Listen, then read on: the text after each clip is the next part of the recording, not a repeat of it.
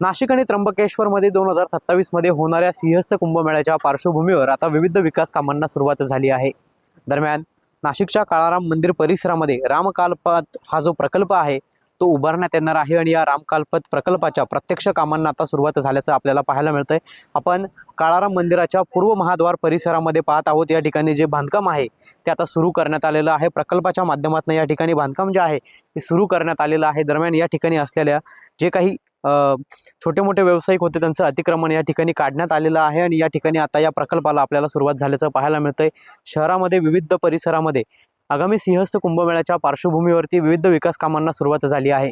दरम्यान आपण जर या ठिकाणी बघितलं तर रामकालपथ प्रकल्पाच्या देखील कामाला आता सुरुवात झाल्याचं पाहायला मिळतंय। काळाराम मंदिराच्या पूर्व महाद्वार परिसरातील आपण हे दृश्य जर या ठिकाणी बघितलं तर आपल्याला बांधकाम सुरू असल्याचं एकंदरीतच या ठिकाणी आपल्याला पाहायला मिळतंय आणि सिंहस्थ कुंभमेळ्यासाठी प्रशासनाची तयारी जी आहे ती आपल्याला जोरदार असल्याचं पाहायला मिळतंय।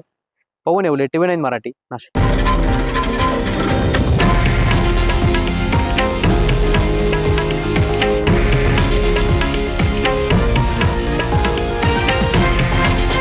हे आहे देशातील नंबर 1 न्यूज नेटवर्क आणि आपण पाहत आहात TV9 मराठी, एकमेव।